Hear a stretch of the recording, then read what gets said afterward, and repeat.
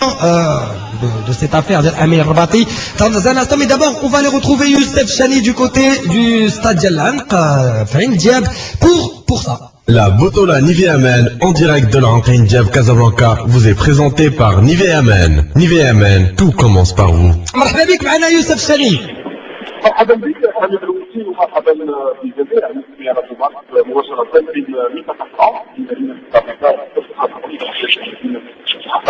Youssef, الصوت ديالك ما كيوصلناش بوضوح. Ce qu'on va faire, c'est qu'on va essayer de contacter plus tard Youssef Chani pour nous parler de ce tournoi. J'aimerais revenir sur le deuxième sujet de la soirée, l'affaire Amir Rabati. Vous l'avez vu avec Dounia Siraj, du nouveau dans cette affaire, après que le club Casablanca ait annoncé qu'il allait poursuivre en justice l'ancien capitaine des Verts. C'est désormais la Renaissance sportive de Berkane et le Shabab Rif d'Al Housseima d'en faire de même, les deux clubs qui avaient été accusés par Rabati d'avoir touché des pots de vin lors de certaines rencontres veulent défendre leurs intérêts. Première question, c'est normal que les clubs se défendent? Je pense à oui, de toute façon, ça fait depuis que ces déclarations sont sorties qu'il n'y a qu'une seule façon de traiter le problème, c'est que la justice se penche là-dessus. Voilà, on va pas. Les gens je comprends pas moi ce qu'on attend de nous. Est-ce qu'on attend de nous qu'on aille enquêter avec des loupes et des virements bancaires ou la fouiller les pots? On ne sait pas faire ça. On est des médias. Les médias, ils tendent les micros à des gens. Les gens sont crédibles, ils ont le statut pour parler. Amir Rabati est le capitaine d'une équipe connue, l'ex-capitaine. Voilà, il parle, son témoignage vaut ce qu'il vaut. Et c'est à la justice d'aller chercher tout ça. En tout cas, pour moi, c'est même pas normal, c'est un besoin. Voilà. Besoin. Je trouverais anormal que ce ne soit pas le cas. Dans les deux sens, hein, que ce soit là, dans tous les sens, que tout soit investigué. D'ailleurs, bien sûr, il n'y a pas d'autre. Moi, je vais citer Fakher qui est partie prenante dans cette affaire. Il l'a dit clairement, et je rejoins Reda, il a dit.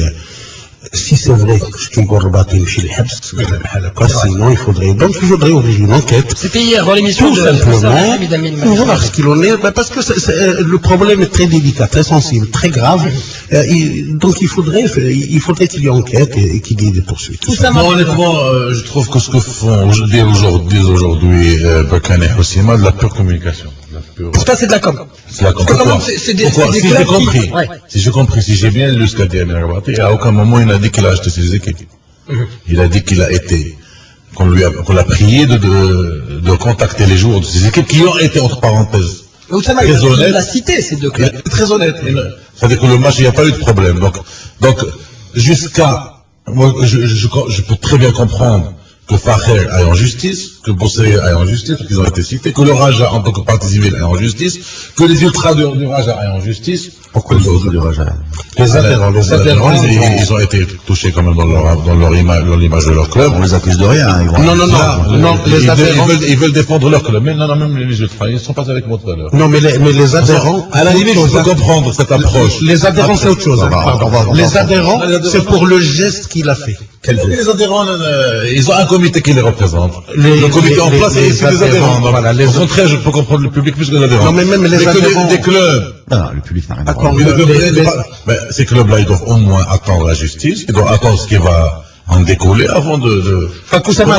Vous avez raison parce que les joueurs contactés, soi-disant contactés par Amin, n'ont pas levé le pied, il les remercie. Donc moi je comprends, ils étaient honnêtes. Donc d'après lui, d'après dire. Moi je vais revenir aux adhérents. Juste un truc, les adhérents vont porter plainte pour le geste obscène qu'il a fait le public du Raja fin septembre. C'est trop tard. Là, par contre, Reda, si tu me permets, Reda, moi j'aurais plus respecté Amir Rabati s'il était parti au commissariat. Il aurait dit, moi j'ai fait une bêtise il y a 3 ou 4 mois, j'ai pas eu le courage il y a 3 ou 4 mois de le dire, maintenant je fais mon mea culpa, je suis partie prenante d'un problème, donc je me porte déjà prisonnier. Parce que ce que déclare déjà Amir Rabati sur lui-même, parce que les autres nient. Science-fiction. Parce que jusqu'à valeur. Ce que dit Oussama, c'est qu'il est impliqué Amir Rabati dans ces. Lui, il s'est fait impliquer. Parce que Fakher et Bosseri, ils nient en bloc. Est-ce que ce n'est pas un suicide social, ce qu'a fait Amir Rabati? Mais lui, il avoue avoir touché du. Il avoue tenter. Dans d'autres trucs, il avoue avoir. Donc déjà, lui, il avoue. Donc déjà, il y a un problème moral qui se pose pour moi sur cette question. On peut discuter après. Oui, effectivement, j'aimerais que Est-ce que ça se fait, effectivement, un ex-capitaine qui a passé toute sa carrière dans un grand club, on l'a dit hier, quoi qu'on dise, qu'on soit Rajaoui ou pas, le Raja reste une institution, le football marocain. Non, mais il faut essayer d'éviter les réflexes de corporation, de se renfermer sur soi-même et de tout nier parce que, voilà, on sait tous qu'il y a des affaires. Hein. Mais il faut les trouver encore, Le problème, c'est que ces affaires... Après, sinon, c'est la porte ouverte à n'importe quoi. Rien que finir une phrase, une seule. Il y a beaucoup quand Amin Rabaté, il appelle un journaliste. Le journaliste, il fait son boulot. Il a devant lui l'ancien capitaine d'une équipe machin, et il a des choses à dire. Le journaliste lui tend un micro, il a fait son boulot. Le journaliste n'a pas à vérifier ce qu'a dit la personne, il doit reporter son témoignage. Il a fait son travail. Non, personne n'a critiqué le journaliste. Non, parce que j'ai entendu ça tout à l'heure. Non, d'accord. Maintenant, la différence entre un journaliste et un policier, c'est que le journaliste, quand il te dit « Est-ce que tu peux m'en dire plus ?» Amin Rabaté, il dit non. Et si c'est un policier, il est obligé de lui en dire plus. Voilà. Donc là, à ce moment-là, tu vas arriver à qui sont les joueurs que tu as contactés, quels sont les matchs, donc, fatalement, c'est la fin de la presse et c'est le début de la justice. Oui. Voilà. Et à ce moment-là, la notion de non, je ne veux pas répondre n'existe pas parce que tu es devant la justice. Oui, il donne les preuves aussi. Voilà.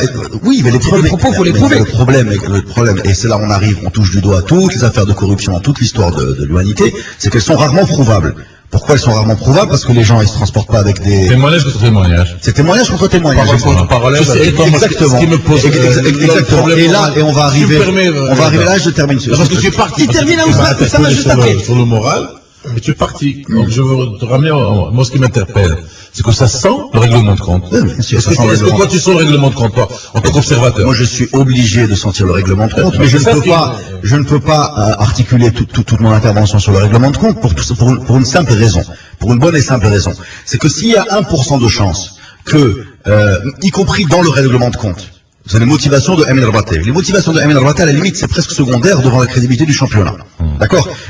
Si Amin Rabaté veut se venger et qu'il a de quoi se venger, le fait que ça lui serve de vengeance est autre chose. Le fait qu'il coule lui-même dans sa vengeance, et qui s'entraîne lui-même comme une sorte de suicide social, comme tu dis, suicide sportif, etc., est presque un détail par rapport au fond de l'affaire. Le fond de l'affaire, c'est quoi? Le fond de l'affaire, c'est est-ce que notre championnat est crédible?